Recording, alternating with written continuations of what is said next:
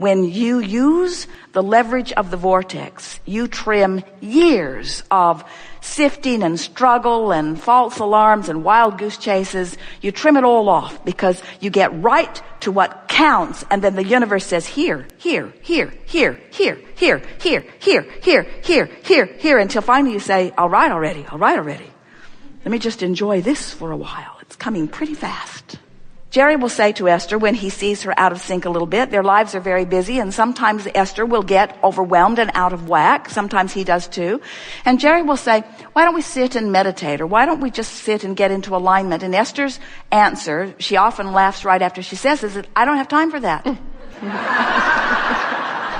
I don't have to, and Jerry never says anything in response to that anymore. He's gotten very smart in his time with Esther. But his thought is, you don't have time not to do that. He does not want to get in the bus and start driving down the highway with her if she's not in the vortex. A very, very wise man. In other words, if she's in the vortex, traffic goes well, everything goes well, the bus operates well, her instincts are right on. It's a big piece of equipment to be moving around, and you don't want to be out of the vortex when you're moving it around, you see. And you don't want to be moving around in life at all, whether you're driving a monster bus or a lawnmower or anything else. You don't want to be out of the vortex while you're hiring people. You don't want to be out of the vortex while you're planning what's next. You don't want to be out of the vortex when you're ordering lunch. You don't want to be out of the vortex when you're eating lunch. You don't want to be out of the vortex when you're talking to people you love. You don't want to be out of the vortex when you're talking to people that you're just meeting. You want to be in the vortex. You want to be an extension of Source. That's who you are. And anything less than that is just not enough, and it will always feel off to you, you see. You're still talking about why you need it instead of how good it will feel to have it. You're still defending your reason for asking rather than just going with the flow and understanding and accepting that when you ask, it is given every single time. But it is given vibrationally first, and that's the thing that trips so many of our human friends up. You don't care about the vibrational giving. You want the money in the bank. You want the lover in the bed. You want the car in the garage. Vibrational, vibrational, vibrational. What's this vibrational stuff? I want to spend it. I want to know it. I want to see it, smell it, hear it, taste it, touch it, feel it. I want the tactile, physical experience of it. And we say, if you will satisfy yourself just for a little while with the emotional version of going with the flow, if you will be satisfied for a while to feel the exhilaration of the good idea, it is our promise to you that your good idea will manifest in your life experience, in your what you call reality, in the same way that it has already taken shape and form in this vibrational reality.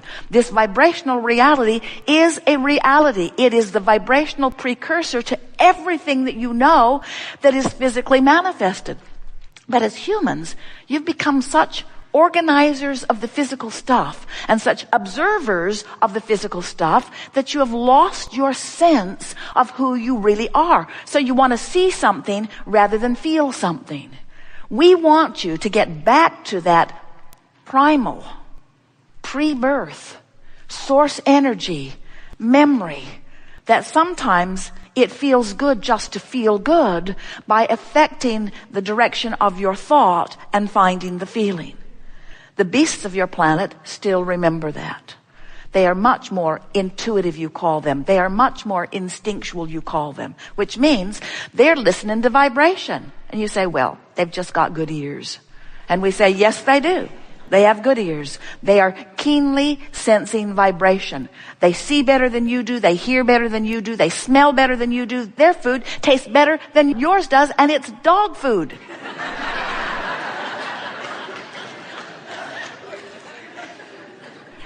They are better at interpreting vibration because they are not dependent on the visual manifestation. They are still utilizing their senses. And once you're consistently in this vortex, in this vibrational arena, where you're feeling the fullness of who you are, now you have clear sight. Now you have clear sound.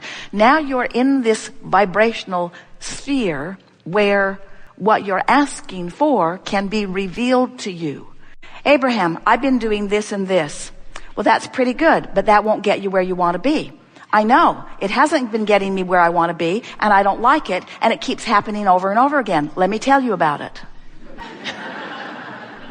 And we're saying, don't do that anymore. Don't do that. Don't take action until you feel not just a hopeful feeling. Don't take action until nothing could keep you from it. Don't take action until the momentum is so strong that there is nothing that could keep you from it. You get the idea. Well, I will take this action in order to bring that about. And when you introduce that action, instead of it feeling better, it feels worse because there's some sort of contradiction going on in your vibration. So then you say, but I don't know what to do. If I do nothing, that doesn't feel right. And if I do something, that doesn't feel right. What should I do? And we say, when it feels wrong either way, just hold tight and say to yourself, this isn't the time for an action journey. This is the time for an emotional journey. Now, that's what you think you've been doing. You said, I thought that I was doing that because then I'd get the inspiration. And so our encouragement to you is sit with the inspiration just a little while longer. Don't jump into action the moment that the idea comes. Play it out in your mind a little bit. Imagine it a little longer. Try to get into the vortex relative to other subjects and then milk it a little longer. So here's the way we would do it. We'd get into the vortex on one of those subjects that you say there are so many things going well in your life. So we'd get into the vortex. And then we'd milk being there.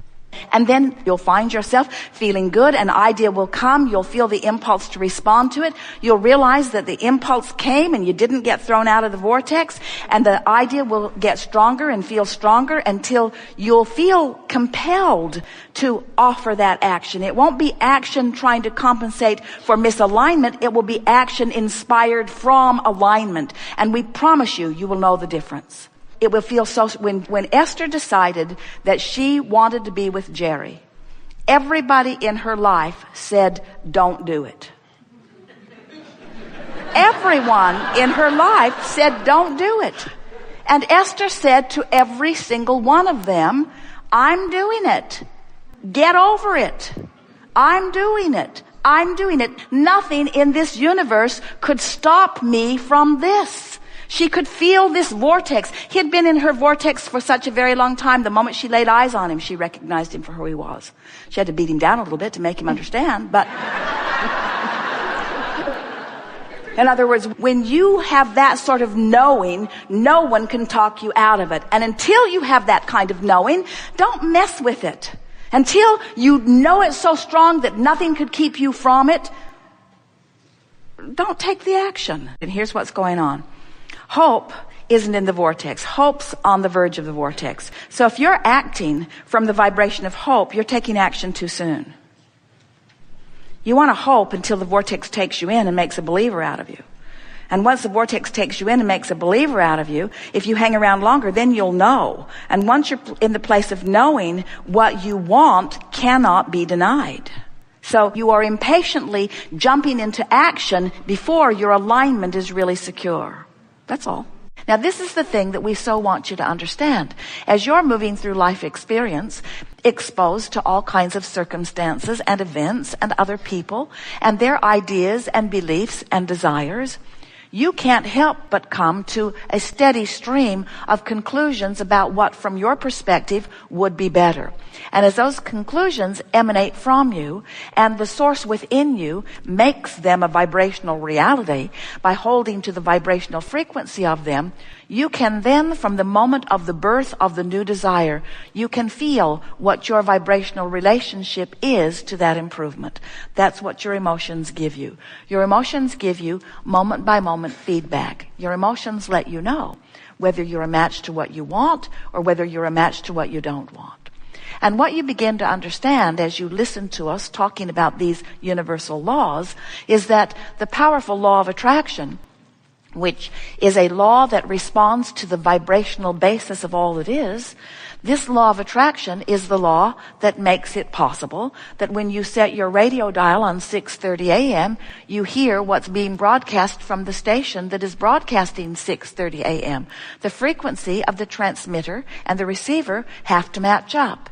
And everything in this universe, every particle, every piece of dirt, every organism, every part of you, everything that exists in all that you see and in that which you do not see, is a vibrational basis that is transmitting and receiving constantly. And those transmitting and receiving signals are being organized by this powerful law of attraction, which says in simple terms, that which is likened to itself is drawn. So if you set your frequency on, I don't have enough money, and you stay there long enough that you set your frequency on, I don't have enough money and I am really irritated about it, I don't have enough money and I am frightened about it, as you set your frequency there, even though you may be going through all of the motions that might bring money to others, you hold the money that you're asking for away from you because, and you often don't even realize you're doing it, you have tuned yourself to the frequency of not enough.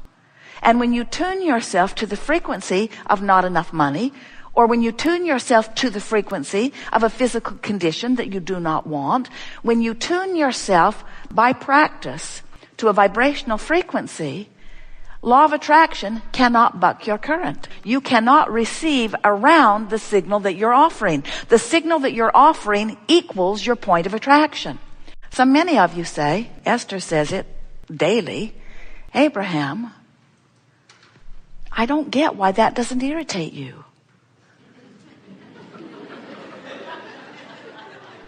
That irritates me.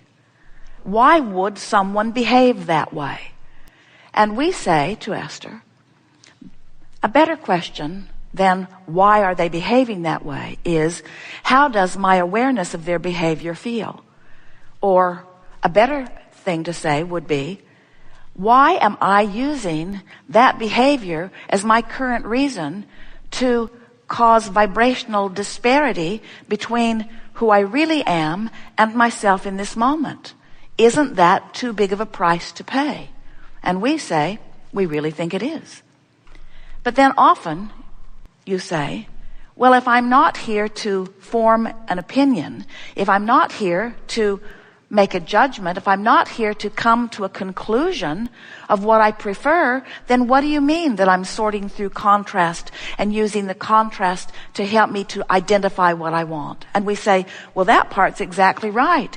But you did not intend to come forth, sift through the contrast, pick out the parts you don't want or that you don't like, and then make a career out of pointing out what's wrong with it. You don't go to a buffet and spend your whole time standing in line telling the nice people behind the counter, I don't like that, and I don't like that, and I don't like that. What were they thinking? Who would put that there? Why would they put that there? I don't even want to know what that is. That's not the way you choose from your buffet. You select from among it what you want. And that's what you intended to do when you came into this physical time-space reality. You expected to have exposure to life that would help you to identify improvement. And you knew that when you, out here on the leading edge, ferret out an improvement, you knew that the larger part of you, that would be us, that would be source, that would be your inner being, that would be that non-physical part of you. You knew that that non-physical part of you would then hold steady to the improved version that you had carved out of life. And that's exactly what happens. When you don't have enough money, you ask for more, whether you use words or not. You ask vibrationally. And when that rocket of desire, that other side of the vibrational wave, when that bounce occurs, the source within you holds steady forevermore your new conclusion about the prosperity that you seek. But when you look back at the circumstance that caused you to ask for more money, and you defend the needing or the wanting of more money by pointing out how hard it is without it, or how unjust it is without it, or how not fair, how not right, how annoying, how unpleasant, how Many others are experiencing it maybe in the same way. As you defend or rationalize or justify your improvement request, you hold yourself out of vibrational alignment with the improvement that you have requested.